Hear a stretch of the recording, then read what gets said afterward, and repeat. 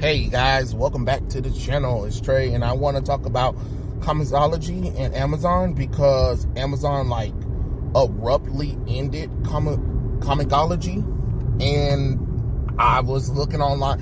I saw people online who were talking about they had brought digital, and they were talking about all their shit's gone, and they've been trying to contact Amazon and Comixology because people pay money for these books, and it brings up the whole digital print thing for me because for years people have been trying to transition us out of print to do digital, but then they still want to charge full price for digital, and that was always my problem. I know the Shonen Jump app is like $2.99 and you can read all the manga or whatever, but again, it's just it's one of those things that's just it's not yours. So if they decided today to end that thing, then you're gonna have to go out and buy that kind of stuff, and that's money that you had already spent.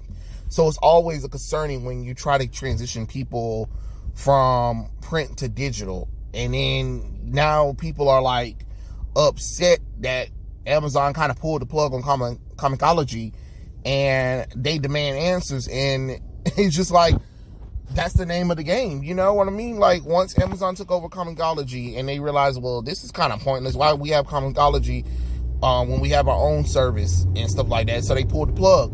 But the problem is a lot of people weren't paying a subscription. They were paying for the comic book itself. You know what I'm saying? So I think with Comixology is, you can use the service, and you don't subscribe to it. You can use it, and then whatever book you want, whatever comic you want, you buy it. But you buy it almost like a full price physical copy, I believe. You know what I'm saying? Or you wait until 6 months later for it to become free, or a year, depending on the book, I believe. I don't quote me because I don't use Comixology. I never use Comixology. But I think that's how it works. But it's just kind of sad to see people, lose the comic books that they brought, and then for it to be who cares? You know what I'm saying? Especially for Amazon. Amazon should be definitely ashamed of themselves. Holy crap. Is that dog pregnant? Look like that. I think that darn dog pregnant. That's a big old ball. That's a big old ball hanging from his stomach. I believe the darn dog pregnant. But anyway, but no, I don't know. I'm really sorry to tell people this, but that's just the name of the game. But what is more concerning is, will this prevent people from buying digital? Because that's another thing. DC, Marvel, Image, I believe some of these comic book places, they have their comic books on sale digitally, the same price for a printed copy. You will never see me pay $5.99 for a Batman comic book. And I'm talking about the 24 pages one. I ain't paying for it. I ain't paying for it in real life, and I'm definitely not paying for it in digital life. You know what I'm saying?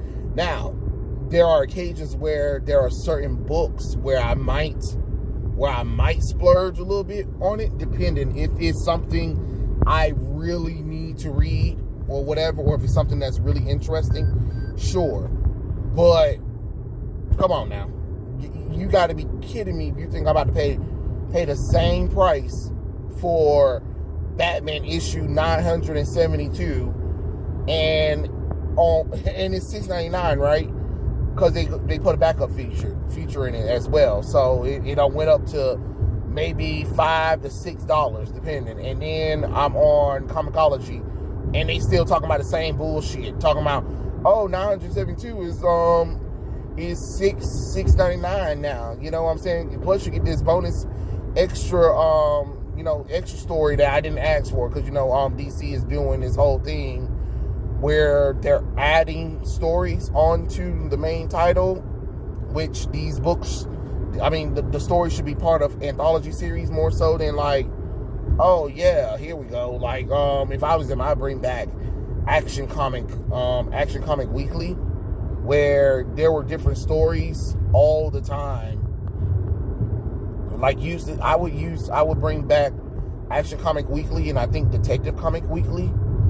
Those were like 2 anthology series where they had characters in there that was like, they had stories, but not stories where it needed to be a solo run or needed to be part of their stories, because there were even times where like Nightwing, there was like a story where Nightwing and Speedy was teaming up to do something, but it wasn't important enough to put it in the Teen Titans or the Nightwing solo run. So they put it in the Action Comic Weekly. And I think that should be something that would be kind of cool. But I'm sorry, got off topic. But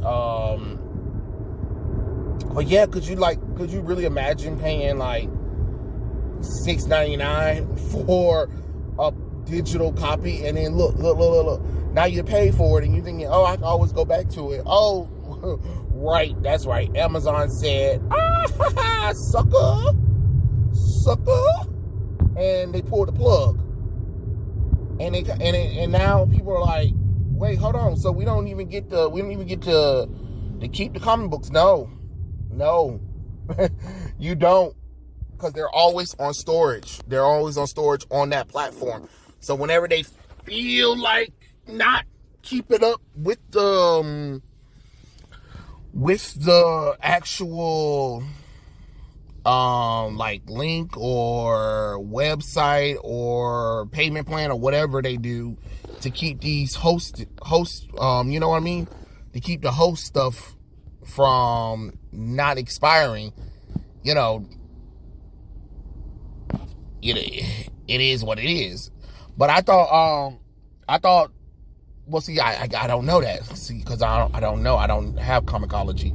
But for me, if it's going to be digital, I think that you should automatically be able to download it to your computer or to your phone, or like have like a little storage thing where it's only for you. So it's like, I brought this book, it's in my thing, and you know, it's my book forever.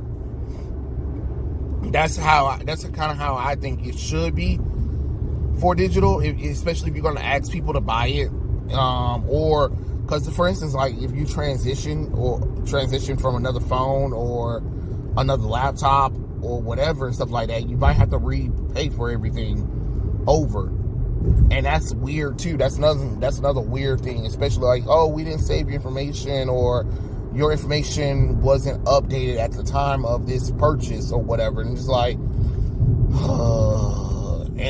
I just feel bad, because there are some people who did spend a lot of money trying to keep up with comic books, and they use Comixology thinking that their comic books that they brought will be safe, and now Amazon said, and nope, we're gonna pull the cord. And if any of you guys get that reference, let me know. But it is kind of sad to see it gone, for people who actually do like digital comic books. I know it wasn't my forte, but I'm not gonna knock anybody who do like it. Like I said, I'm just saddened that, you know, people aren't going to be able to get their money back for it, at least, and they're not going to be able to at least digitally download those comic books so they can have them for themselves. But it is what it is, to be honest, and it is always where I go to with the whole digital to print. You give me a print book any day of the week over a digital copy. Will I read digital? Sure, but I'd rather have print, especially for something that I know I want, than to pay for digital and the digital stuff be gone the next day or next month because whoever has the rights to it decided that they don't feel like hosting it anymore, or they want us to update to the new subscription model thing.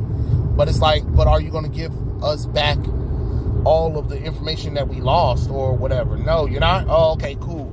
So, no, I'm not going to digital, you know. Again, will I read some digital? Of course.